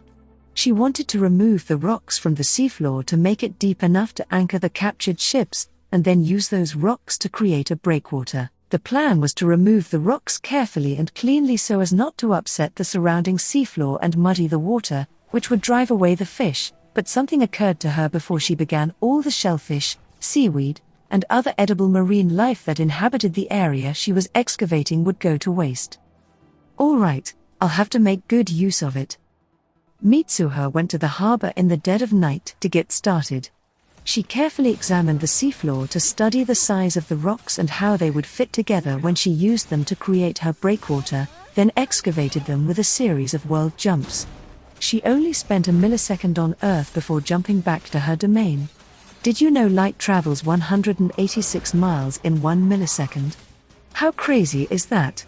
Mitsuha jumped back so quickly because she didn't want the rocks to hit the ground and leave behind inexplicable traces.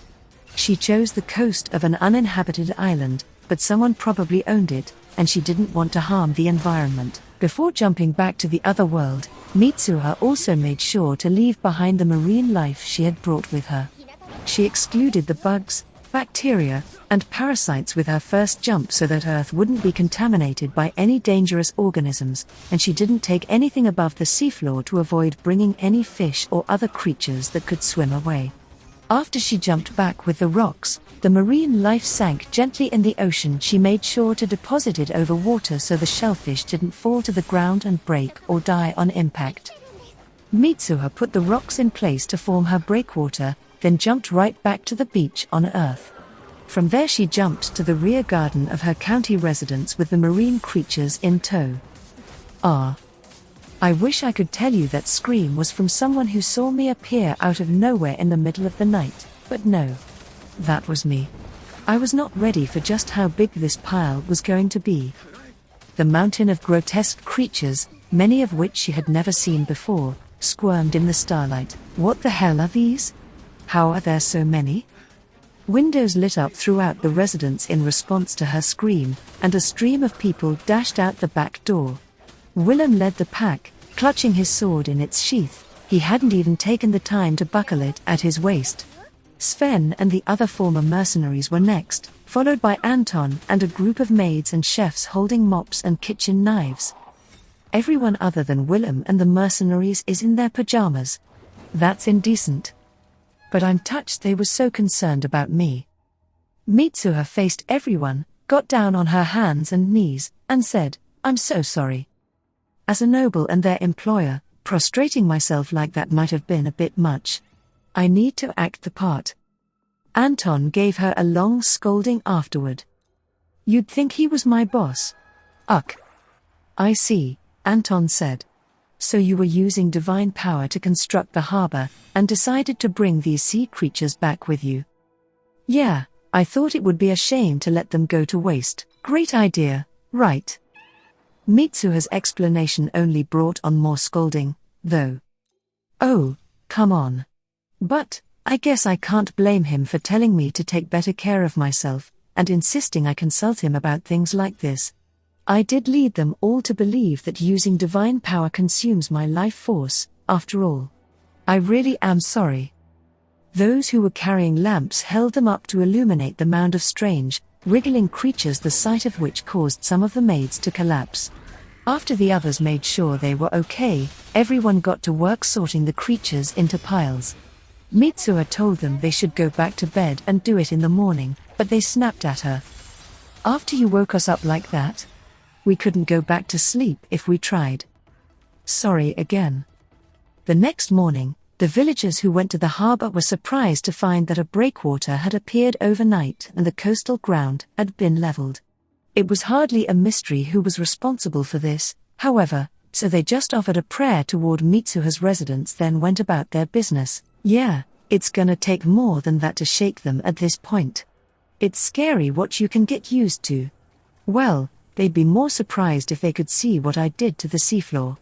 I'll have to tell them I excavated it at some point. Afterward, Mitsuha sent her maids to the fishing village to announce that she was hosting a thank you party for them at her residence that evening, and that the villagers should bring their families, and come hungry. The maids also delivered the message that Mitsuha wanted a few experts on undersea creatures and seaweed to come right away, and that they would be paid.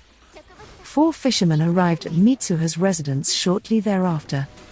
"I want you to sort these into 4 categories, those that are harmful and should be tossed, those that can't be eaten but should be returned to the ocean, those that are edible but gross, and those that are edible and delicious. I also want to know the best way to cook them, and I'd like your help with that, too." The flabbergasted fishermen stared at the mountain of sea creatures and seaweed, still largely unsorted, and at the row of boxes containing everything that had already been gone through. The edible ones everyone knew, like turbosazi, abalone, sea urchin, kombu, and wakame, had mostly been separated out the previous night, but Mitsuha's household staff had avoided anything they didn't recognize. There was no way to know if they were poisonous or dangerous. To touch this job required specialists. The heck is this? Beats me. Let's throw it back. What about this one? Don't see those too often, but my old man used to eat 'em. They're nice and chewy, and damn tasty. This here's lethally poisonous. This seaweed'll give you the runs. These look like gooseneck barnacles. How'd you get so many of these little guys? They're making quick work of this pile. I was right to entrust it to the pros. There were creatures even the pros didn't recognize, of course, but these they put in the return to the ocean section. They were also going to put back the creatures that were poisonous but vital to the ecosystem. Shellfish could survive about half a day on land, and Mitsuha had brought the seaweed roots and all, so there was no need to fear them dying as long as they poured seawater on them or kept them immersed in barrels. Lady Mitsuha, this is way too much for the people of the fishing village alone to eat. It's too much to preserve, either. What do you think of having some tonight, saving some to eat over the next few days, leaving some to be processed and sold to the town and the other villages, and putting the rest back in the ocean? One of the fishermen asked. I had a feeling this would be too much for the party. Huh? You're wondering why I don't just invite people from the town and the other villages to the party? Holding that large of an event on such short notice would be impossible. We wouldn't be able to prepare all the food in time. Plus, seafood is the bread and butter of the fishing village. I can't just spread it around to the rest of the county for free. That would be unfair, unless I gave away crops from the farming villages, meat from the mountain villages, and products from the town as well. So yeah, this banquet will only be for the people of the fishing village and the staff of my residence. Between the harbor construction, taking in the captured ships, and the need to keep up with the rapidly developing fishing technology, the people of the fishing village are gonna have their work cut out for them. I'm throwing this party to thank them in advance and lift their spirits. This seems like the perfect opportunity to break out some booze from Micken's place, too. Party time. The guests arrived for the party that evening. The population of the fishing village was 47 actually. It had dropped to 46 when Ninette moved into Mitsuha's mansion to work as a maid, and there were 28 people in the residence including Randy and the children he employed, which added up to 74 guests in total. This is gonna be a blast. I'm lifting my personal ban on Japanese seasonings, so we'll use soy sauce, miso, spices, salad dressing. I don't like to overuse products that weren't made in this world, but I can give myself a pass today, though really I'm just afraid I wouldn't be able to make seafood that tastes any good without them. On the beach, Mitsuha set up a barbecue, a simple wood stove with a pot of boiling water, a small grill for cooking food on skewers, and a table with blanched seaweed salad and bottles of sauce and dressing. She told everyone to bring their own bowls. Disposable paper would have ruined the atmosphere. The turbo